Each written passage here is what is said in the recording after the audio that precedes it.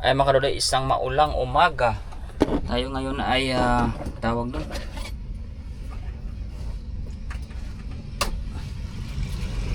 Makyaw tayo ng tuyo. Sa kasama natin si Uncle at si Auntie. Mama at Papa ni Kaduday yung kasama ko ngayon. Tayo ay mamakyaw ng tuyo na naman dito. Pero maulan. Ay naku po. Yan, maaga pa kami na biyahe. Ano palang oras ngayon? Tingnan natin. Anong oras kami na dating? 7:30. Yan, tayo doon sila pumasok mga karoday. Susunod tayo doon. Tingnan natin kung mga maganda ba yung mga ano doon. Mga tuyo doon. Baka makakuha rin ako. Kuha din kasi ako ng kakaunti lang. Aray ko. Yan o. Doon sila pumasok.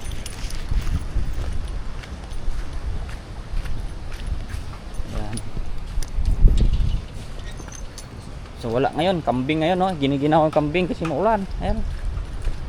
Walang tao ngayon kasi mga kalori, gawa ng maulan eh. Ang kambing nila, cute oh. Lakas ng alon, dinig na dinig dun sa kabila oh. Lakas ng hampas ng alon. Eh mga kalori, tingin muna kami ng mga tuyo dito kung anong meron. Yan. Eh mga kalori, oh, bagyo. Yung aming kuwan no, lakas ng alon oh. Tapos wala kasi nung bilad sa labas kasi maulan. Eh yung kinukuha na namin yung mga stock sa loob na naka ano na nung nakarang araw. Pero halos walang ano. Dito ako bumili ng isda nakaraan diyan. Yan ako bumili. Wala ngayon, bibili naman sana akong pang-ulam eh. Kasi fresh yung isda dito, wala ngayon kasi walang naglalaot. Ayun yung mga bangka nila sa tabihan. Bagyo kasi. Ngayon wala. Halos wala kami magkuha nito. Andun sila na lang dun sa labas. Kasi kukunti naman yung mga tuyo. Lagot talaga. Wala kaming maiuwi na pangbenta bukas. Mahal yung mga tuyo. Pero mamaya na lang hanap pa rin ako kahit na 3 klase lang yung sa akin. Siguro magkano ko ng daing sa yung tawag doon. Yung maniliit. Tapos 3 lang na klase sa akin. Ulan. Pangit mag-ikot-ikot pag ganito panahon. Dapat talaga yung tag-init. Oh my goodness. Mga kadudoy, oh, bagyo na. Yung mga bangka na sa taas, walang ano, walang tawag doon. Walang naglalaot. Oh. Dito kami kumuha ng tuyo mga kadudoy. Oh. Yan yung ating unang tuyo, dalawa. Yan ang ganda nito siguro, sarap nito siguro. Sarap to iprito ng bagya lang tapos oh. Tapos ito naman ay salmoniti. Salmoniti. Tapos dyan. Wala pa akong nabili mga karudoy, mamaya na. Mahal. Yan mga karudoy oh. Mga dilis na dinadaing nila yung maliit na dilis oh. Ito yung sarap. Ito yung pinaka masarap. Dinadaing nila yung kon. Grabe yung proseso nito. Liit-liit na isda, daingin mo pa. Tapos mayroon din dito buo. Ayan. Buo. Ayan. Ayan. Dami. Yung maulan kasi kaya mahirap yung patuyo na yun. May mga isda. Ang ulam. Sarap to sa kamatis mga karodo. Tapos minsan yung kunan mo rin, sabawan mo ng asim na batuan. Paldo. Paldo sa bahaw. Sarap nito. Grabe ditong isda. Ay mga kadodoy, medyo umayos-ayos yung panahon, walang ulan kaso kulimlim pangin. Tapos tabi yung dagat oh. Ayan oh, medyo marami-rami na yung tuyo namin. Pero kulang pa yan mga kadodoy, marami pa tayong dadagdag dyan. So, babay muna, yan lang muna yung aking konti. Bye! Yan mga kadodoy, sa magandang hapon. Ito na yung palay natin ngayon oh. Pahinog na, malapit na oh. Ayan. So kung tuloy-tuloy sana yung init nito, dalawang linggo nito, iba na nito ang mukha niya. Magdidilaw na to. Kaso medyo kuwan lang sa ngayon, medyo maulan pa, ng bagyo. Pero kung ito ay iinit ng 1 linggo, mabilis na to.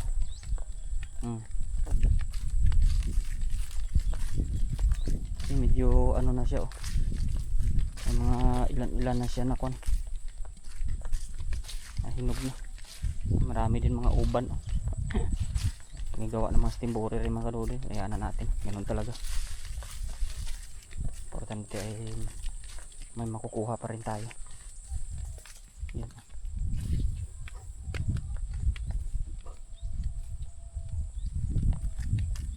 Dito sa kabila oh, naninilaw pa rin, gawa ng kanya. Tamasok tawag ng insekto yan. Ang tura niya akin, manaka-naka lang man to mga kadudoy yung pauhay ng palay natin ngayon. Hindi siya masyadong dikit-dikit na kwan. Importante meron. Meron tayong pangkonsumo sa mahabang maganda tong binhi natin kasi jackpot. Maganda bigas niya. Yan yung pangkonsumo natin hanggang sa susunod na naman na anihan. Titingnan natin dito. Halos malapit na rin magdilaw yung kwan, pero dito mga kadudoy, inubos na ng maya. Grabe oh. Yung mga sa tabihan, unti nang tira. Wala hindi mo na mapigilan yan. Unti-unti na dito mga kadudoy na nagiyelo yung ibang palay oh. Pahinog na talaga sana to. 2 weeks na lang to na init. Talagang kuha na to. Pwede na to. 2 weeks na lang to na init. Anong asyete tayo ngayon? Mga 21 ito mga kadudoy. Kuha na to. Baka makuha nga to ng 25 Wala ko magkamali. Pero yung mga pangit yung pagkakatubo, tingnan mo naman oh. Kuwan pa sila, parang late. So, dito tayo dadaan sa gitna. Ayan oh. Masyadong magulang na talaga dito yung kuwan oh. Unang tanim oh. Kuwan na. Kung mainit yung panahon mga kadudoy, mabilis na to. Hinog na to siya oh. Mabilis lang yung panahon, hinog na to kaagad. Binabala ko ito ditong taniman ng kuwan.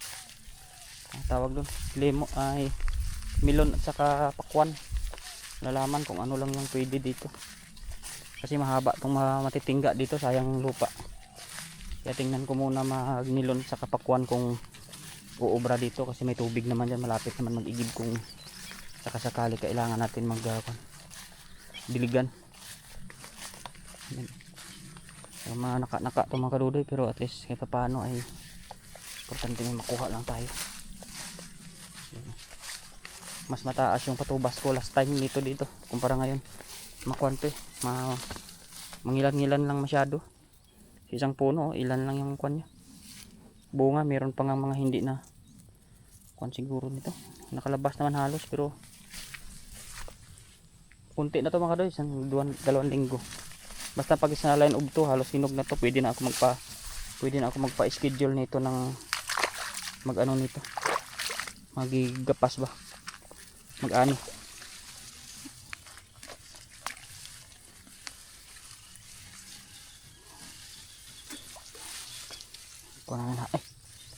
Kuha na natin tong tubig dito mga kadudoy. Pakawala na natin kasi para mabilis siya mga kuwan. Wala na tayong kailangan sa tubig. Kailangan natin itong palaging dry yung lupa. Kaya pakawala na natin tubig niya para mabilis maubos. Matagal kasi mahinog to pag may tubig sa ibaba hindi naman na natin kailangan ng tubig, kaya pakawala na natin. So sa sitaw hindi tayo pinalad, inubos ng uod. Ayan o. Hindi ko talaga in-expect na kung ayaw ko kasi isprehan ito ng insecticide kasi kinakain. Problema, walang awa yung uod pag sila yung kumain, ubos. Ayan naman kadudoy, at least yung natin, ibalag natin, hindi naman agad-agad tatanggal. Pwede tayo ulit magtanim dito. Pakunan na lang natin, pahabulan na lang natin ulit. Kaya hinayaan ko na to kasi naano to ng kuwan. Yung okra natin wala na. Pinag-trim ko lahat. Iwan ko lang kung may mabubuhay nito. Pero pag ito hindi na, tatanim ako ng panibago, mabilis lang naman sila. Hanggang dito na lang sa taas yan. Yan. Isprehan ko uli ito bago taniman ko kasi mabilis naman mabuhay yung okra. Tingnan natin yung saging. Kung meron tayong makukuha sa susunod.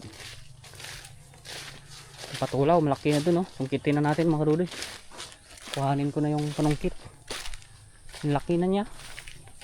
Doon oh, sa dulo ng kuan. Pero inaatake rin yung kuan niya mga kadudoy. inaatake rin yung kanyang dahon ng patula ko dyan. Hindi gumanda. Ay mga kadudoy, sangkitin ko muna. Tsaka mag-ani tayo doon mamaya sa kabila. Mayroon din naman yun doon. Ayan, bye. Ayun mga kadudoy, nagsilalakihan na. Wala na. Sobrang laki ng patula natin. Ang ganito pa lang, anihin na natin kasi minsan nahuhuli tayo mag-ani. Ano, anihin na natin. Saktong panggulay na to. Tingnan mo doon, malaki na. Pwede pa kaya to? Kamagulang na to. Naligtaan ko ng 2 araw.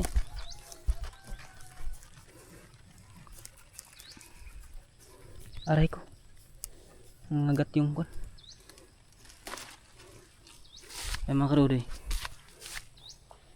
ilagay ko kayo dito sa ibaba muna kasi yung aanihin ko ay mataas. Yan, sana makita niyo yung ating kailangan natin na itak kasi tigas.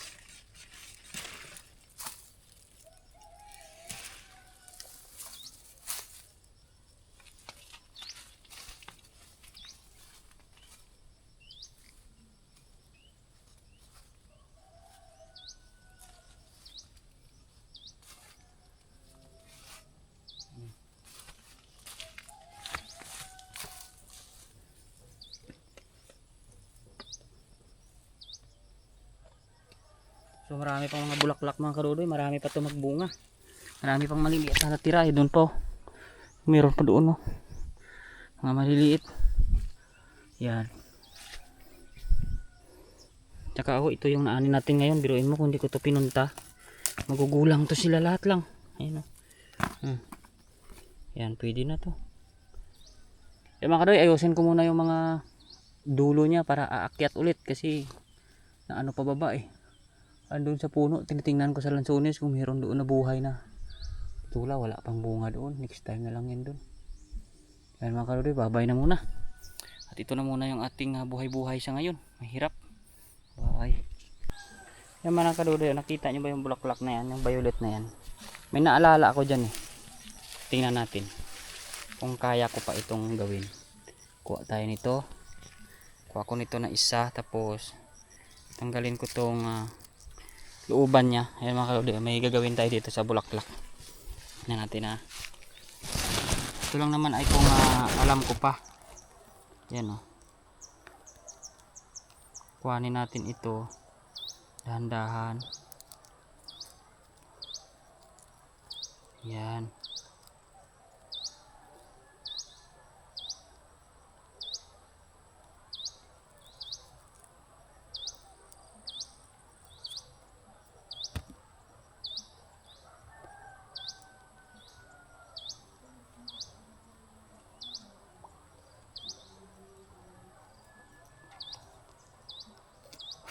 Ay, wala na. Hindi na ako yata marunong mga kadudoy Mali na yung ko. Ba't ganun? Dahil yung bulaklak ko nilalaro namin yun noon. Paano na ba yun? Hindi na siya natunog. Mali yata yung pagkakabalat ko. Mga kadudoy, mga kalabasan natin din lumalaban na sana sa damuhan kaso wala nang bunga. Linisan ko ito mga kadudoy sa kwan. Ito mga kadudoy, talong to kasi may sinabog akong talong dito, yan ang dami, pero halos wala naman nabuhay. Kaya titingnan ko itong mga ito kung sadyang talong ito at nabuhay ito. May project ako dyan mga kadudoy, suspense na lang natin para hindi muna natin i-reveal yung ating bagong kwan dyan, project ngayong summer.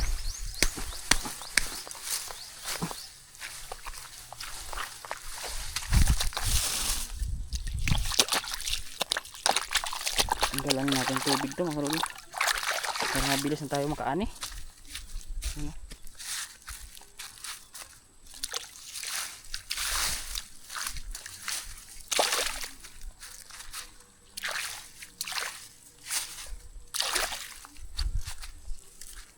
Yan, para mabilis na mahinog. Pero yung ng maya dito mga kadudoy, dami kong dito sa kanila. Kung kakain lang sila okay, kaso nilalaglag lang nila yan tapos ayaw na nila Piste itong mga kuha na to, mga maya. Piste ito sa pananim. Kaya na hinuhuli ito sa ibang bansa eh. Grabe makaperwisyo to lalo pag marami sila.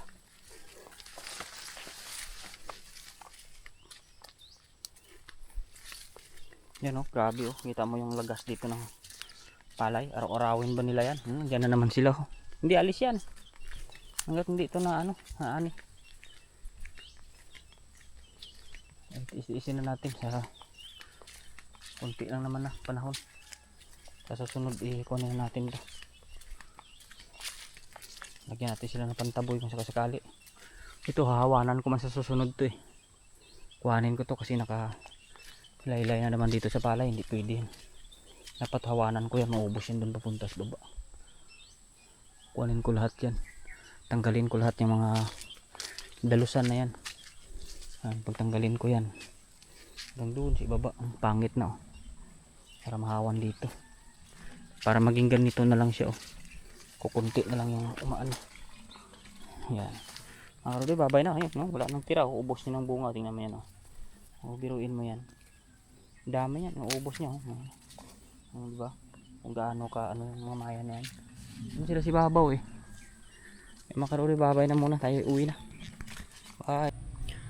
Ayan mga karodi, matapos ako mag-ikot dun sa kabila natin, sa malapit na natin anihin na palay. So nagtingin ako dito ngayon sa bagong tanim natin oh. So ganito siya. Yan. Kung mapapansin ninyo, titingnan ko yung mga damo, mayroon ng ilan-ilan. Sa susunod na araw, baka bukas, mag-try ako mag-spray dito sa mga, para sa mga maliit na damo.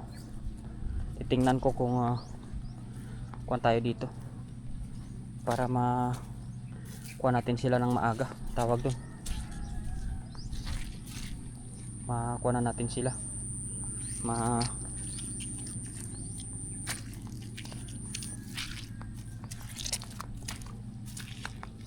mapigilan yung aray ko, yung paglaki nila. Ayan. Tingnan natin kung mapigilan natin yung paglaki ng mga damo. Ito mga karodi, malaki yung anuhan ko dito na puwang. Wala akong mapagawa ng lupa. Yan oh, paano ko to masasarado? Nabuksan to dito ng malaki, hindi to ano ng tubig. Kaya mga kadoy, hanap muna tayo ng paraan kung paano natin ito masasaraduhan ng malaki.